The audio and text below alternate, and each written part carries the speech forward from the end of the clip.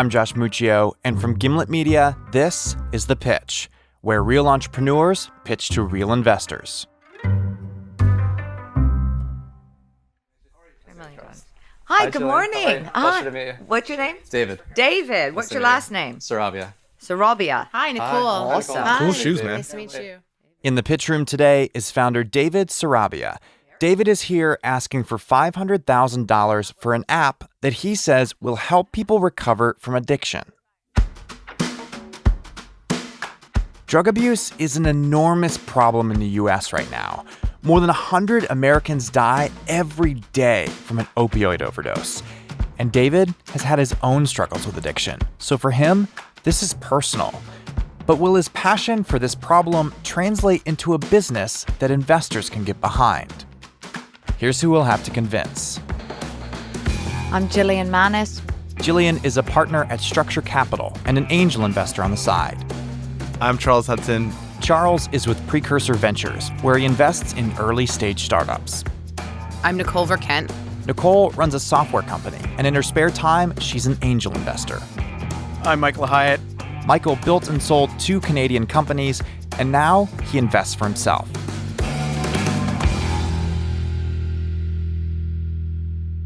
All right, on with the pitch. So what do you got? So my name is David Sarabia. I'm the founder of inRecovery. And just to give you a little background on myself, I'm a tech guy. I started programming around 8 years old on the Commodore 64. Been doing this forever. And kind of as a result, by 27, I had 2 successful exits in e-commerce. One of them, uprinting.com, which we sold to a VC firm. And a second one was an e-commerce platform that I started. So by like 27, I had a lot of money, a lot of time, and I moved to New York, and I was introduced to cocaine. And that was the very quick demise of my success. I found myself homeless on my 30th birthday, sleeping on a bench in Central Park. Things were bad for David, and then they got even worse. And then my friend died in February 2016. My friend Jay Greenwald, unfortunately, didn't wake up one day. He overdosed. And that's when I knew I'd be next. So I needed help, and I ended up checking myself into rehab that year, and that's when I had the vision for inRecovery. Ultimately, David recovered, but he was disappointed by what he saw during his time in rehab. He felt like the treatment wasn't as effective as it could be. Right now, treatment tends to be a very one-size-fits-all approach. It's a very blanketed approach in the treatment industry. And the science is a little bit old, and there hasn't really been much advancement in terms of the future of treatment. That's one of the biggest challenges that we're trying to solve, is to figure out what kind of treatments are actually more efficient, what's better for this kind of person. Let's actually make it a truly personalized experience. That is what drove David to build inRecovery, a mobile app for patients to use while in treatment. We're in pilot right now. So we have our first pilot where they're using it with a population of 200 people in LA. So each patient has the app downloaded. Each patient has it on their device, yes. Okay. And then the people running the patient center have their own version. Have their back-end version, which gives them analytics. It also detects when someone is veering off path. It alerts them. So do they give them activities to do every day within the app? Okay. Right. So take us through the user experience. So through the user experience. So for example, we have this user, and I love Cindy at this point, and I'm rooting for her. She's this fictional user. So Cindy, let's say she's in treatment at Wavelengths where I went. She wakes up every morning and she gets dinged with a meditation task to start the day. And she earns her first 25 points for the day. So she starts kind of gearing towards her goal for the day, which is usually 200 points or whatever the intensity of the treatment is for that patient. David's app uses a Silicon Valley standby, gamification. You get points for undergoing treatment, meditating, going to therapy. The idea is that this motivates people and makes their rehab experience more structured. But it can also help the rehab centers. They're able to see if patients are actually getting better.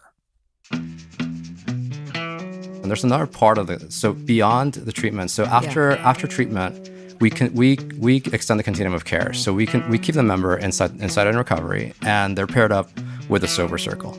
So this is not something new. It's basically we're taking the whole concept of AA and bringing it into It's a sponsor. So and we're not making it a big sober circle. We're making it 3 people. So it's two of your peers and a team leader.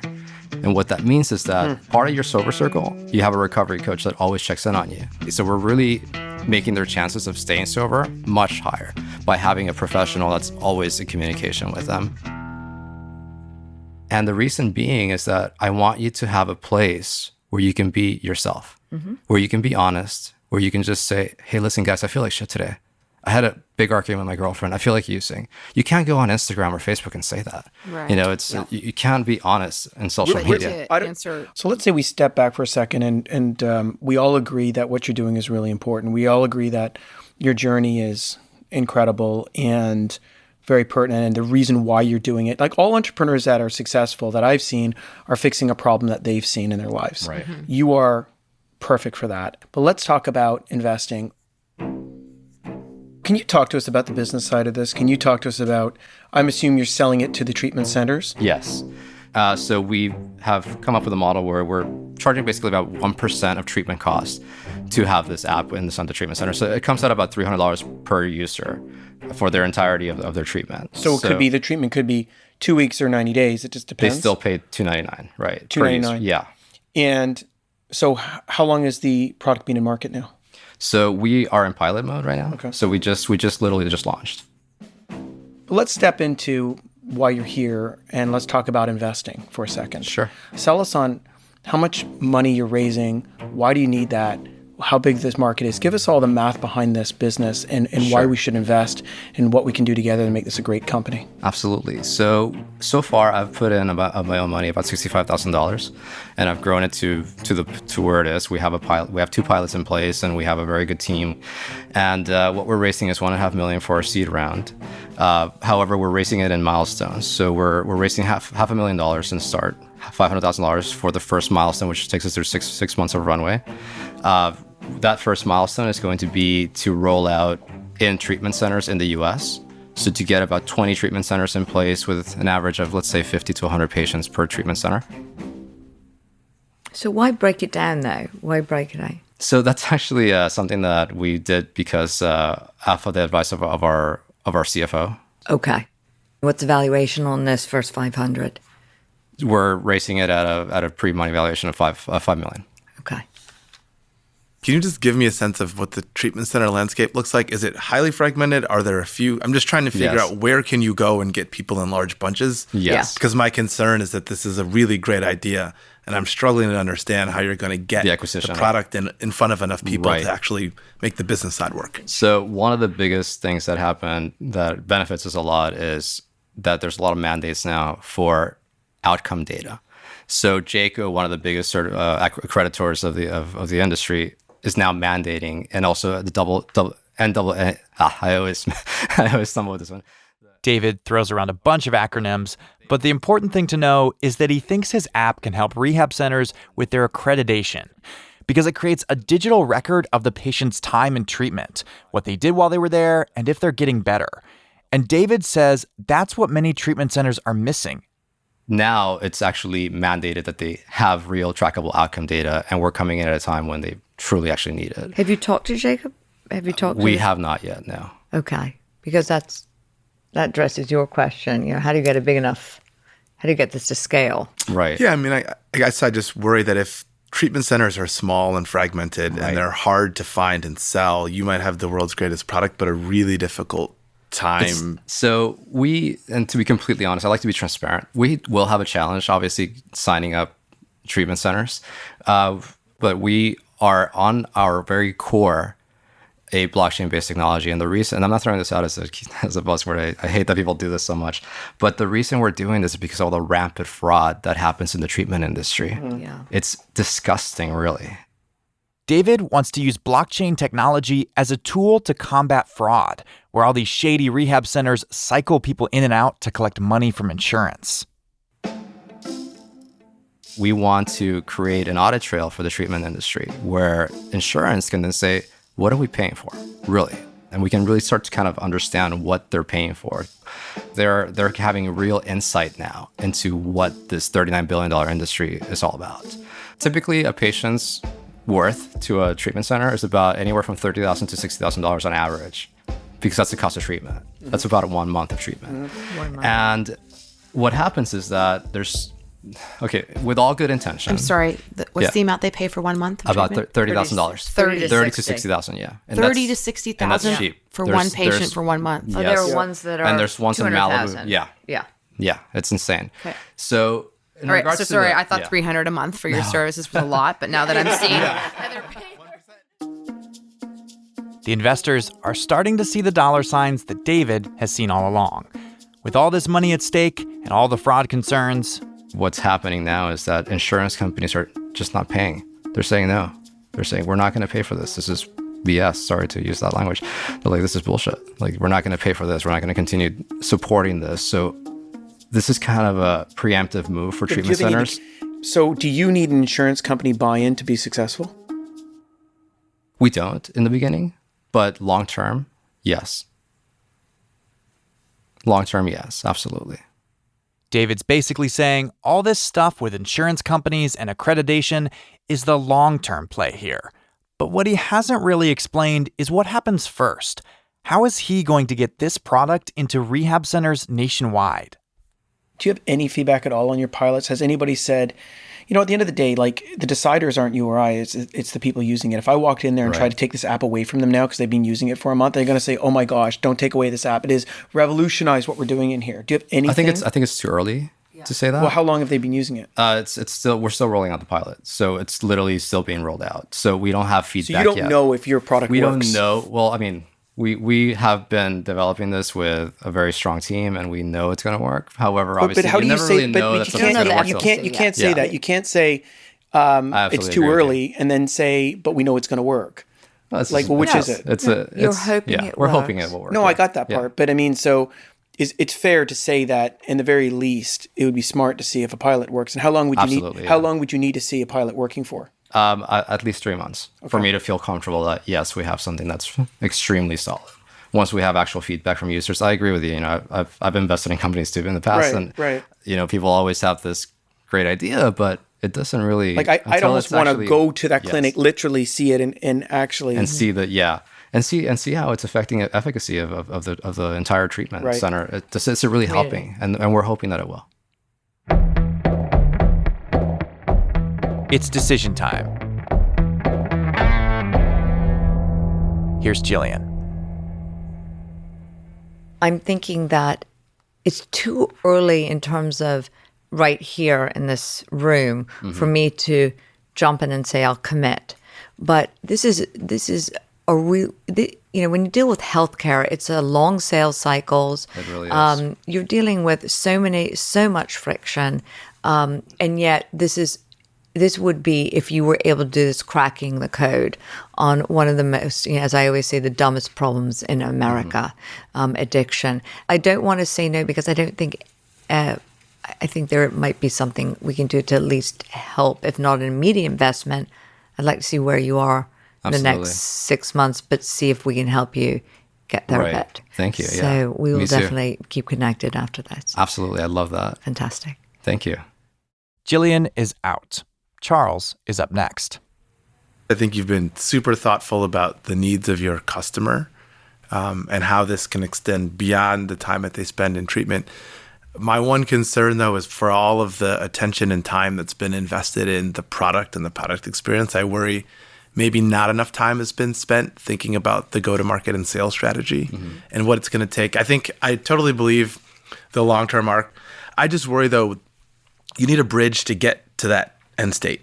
And I think the bridge to get to that end state is a model for acquiring these treatment centers in a way that where the economics work out for you. Right. And I think I would encourage you. I think you seem like the kind of person who, if you were to shift a bit more of your mental energy from the product and your customer to sales, you'd have really good answers and you'd have a really clear strategy. Absolutely, I agree. And so for we me- shifted to product for a reason. and, Yeah. and you're in that stage. Yeah. You're in pilot stage. That you're spending your time and attention on the right things. But Right. for me to be really comfortable, I'd want to know that you had a clearly defined hypothesis and strategy on how you're going to get the first 10, 100 Yes. clinics in a way that was remotely cost efficient. So for now, with where the business is, it isn't quite right for me, and I'd pass. But I would be happy to revisit the conversation Love that. once you've got a bit more clarity on how you plan to attack the market. I appreciate that a lot. That's really cool of you. So Charles is out for now. Nicole is up next. I would echo what Charles has said in that I think you want to just get focused on the first 10 and then the next 100 and the sales strategy and this kind of narrow thing and just kind of nail that down. So the number one thing I always look for is if I think it's a real problem and it's a real problem that hurts and you go way beyond in that. I think this is a real problem that needs to be solved. We're really facing an epidemic in North America with addiction and fentanyl. I really do believe that. And it has, I think all of us probably have one or two people that are, pretty close to us that have faced these issues. So I think it's incredible. What I'm struggling with, and I would invest a small amount of money, so is I'm just struggling with where I could even help you.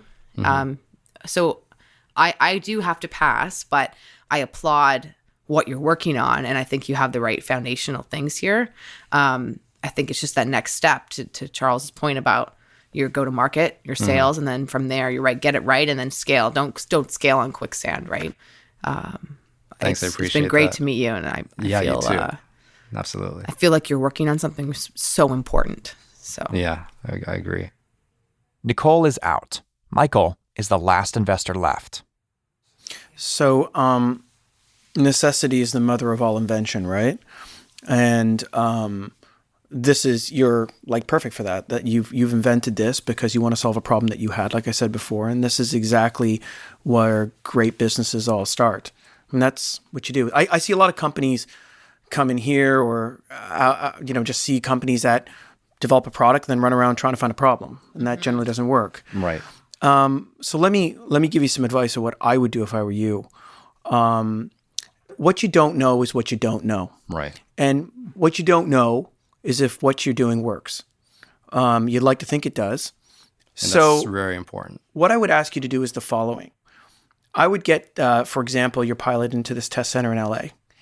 And this sounds a little off maybe, but I would literally almost move in there if I were you.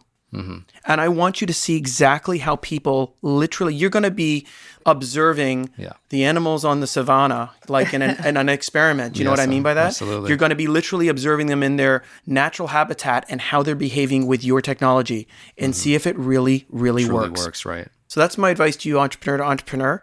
I'm so down. I actually love that. I would totally go live in one of these recovery homes. I know you will. That's brilliant, Michael. That's I brilliant. love that. I actually hadn't thought of that. I'll actually go in there as a patient. I think that's the best. I think And just undercover is completely- even I think so. better. That's Right. exactly what To you truly did. actually understand what's Yeah. going on. That's actually Anyways, much better. thanks so much for Yeah, coming. so nice to thanks meet so you much. guys. Thank you so much. I'm super Really, happy to really meet you guys. appreciate it. David leaves the room without any concrete investment. But the investors aren't done talking about this pitch. This is one of those times where, of all the things that you see, we hope this succeeds.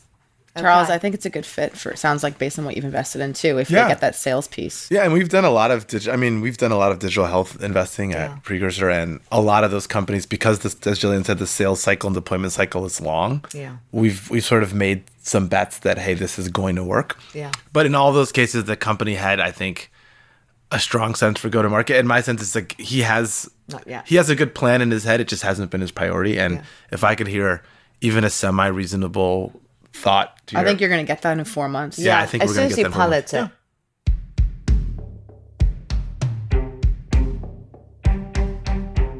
In a first for the show, we have the investors suggesting that a founder go undercover to find out if his product actually works. When we come back, David tells us what happened next.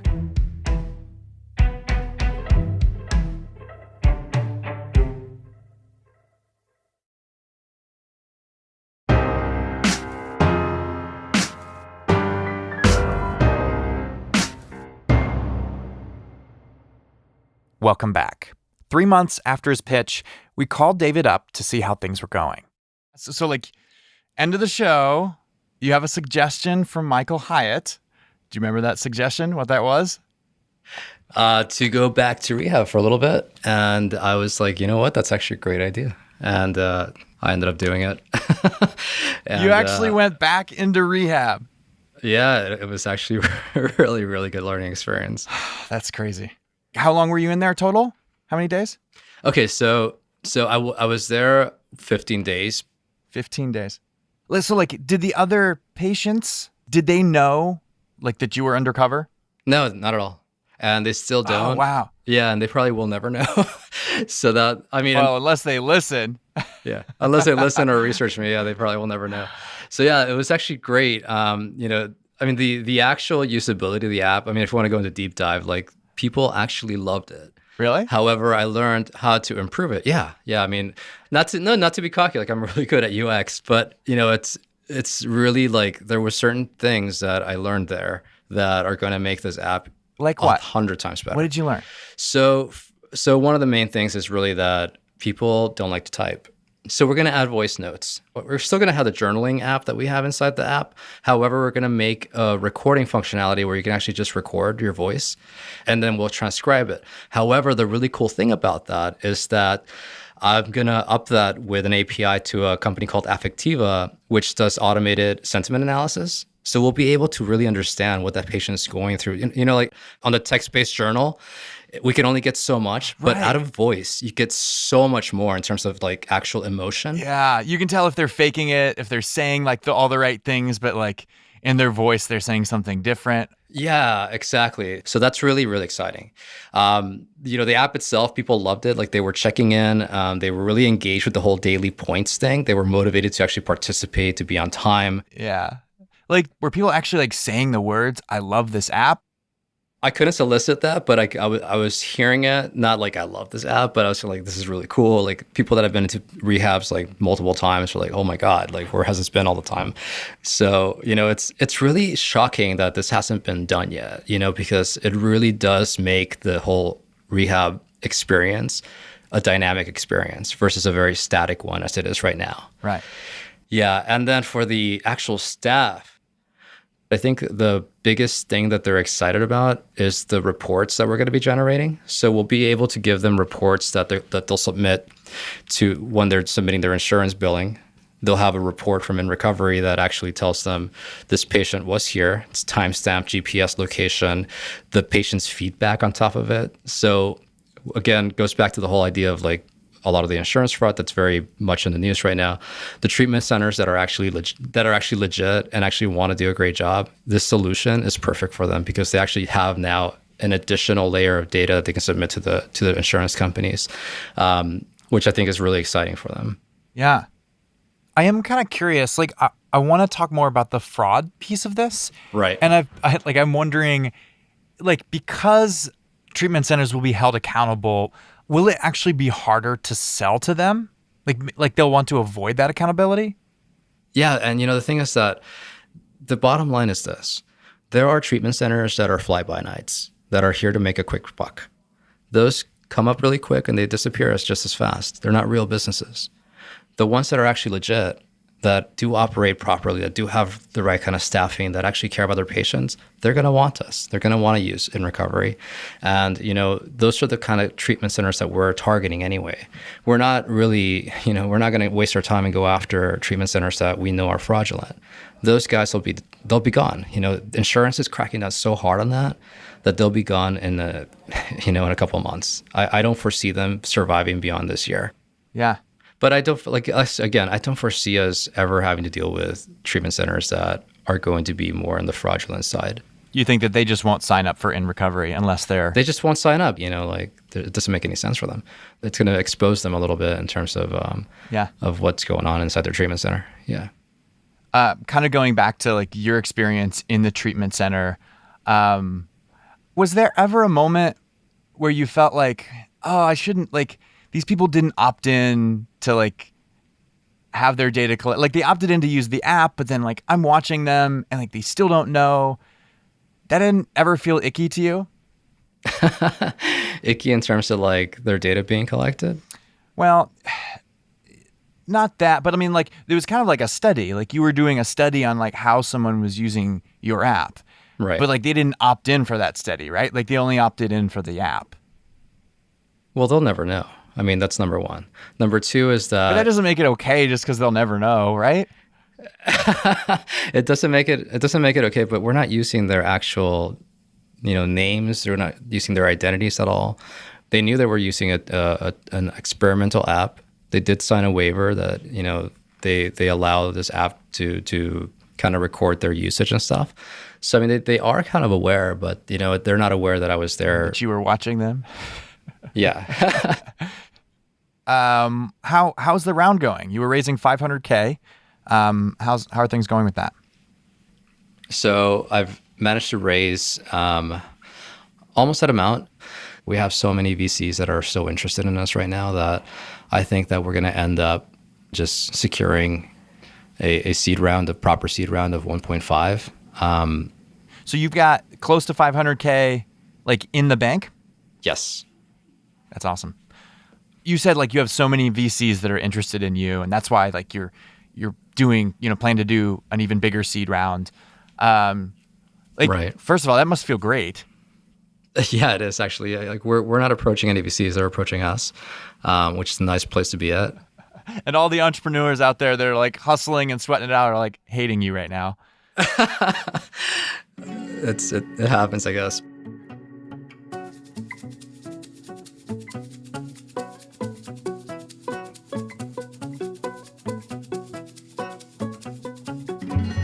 David also told me that he's still in talks with Michael Hyatt, as well as Jillian Manis and the team at Structure Capital.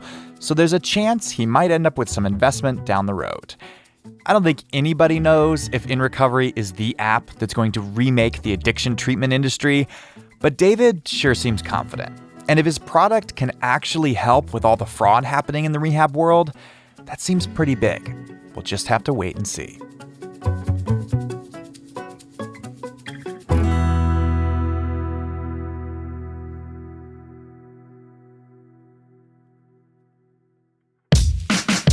Our show is produced by me, Josh Muccio, Kareem Maddox, and Molly Donahue. We are edited by Blythe Terrell. And to our longtime editor, Devin Taylor, who's been with the show since before we came to Gimlet, back when The Pitch was just an independent podcast trying to find its place in the world, we say thank you for all your hard work, your well-orchestrated puns, and for always pushing us to be better, faster, stronger. We will miss you, even though you'll still be in the building with us. Keep doing good work. And to our new editor, Blythe Terrell, welcome to the team. Let's do this. We are mixed by Enoch Kim, original music composed by The Musemaker. Our theme music is by Breakmaster Cylinder. Thanks to Lisa Muccio, who planned the recording of this pitch. We discovered inRecovery because of an introduction from Mark Leiber from Startup Health. If you're a startup founder hoping to make it on this show, you can apply at thepitch.show/apply. As a reminder, no offer to invest is being made to or solicited from the listening audience on today's show. All right, you've been listening to The Pitch from Gimlet Media. We'll be back with a brand new episode next Wednesday.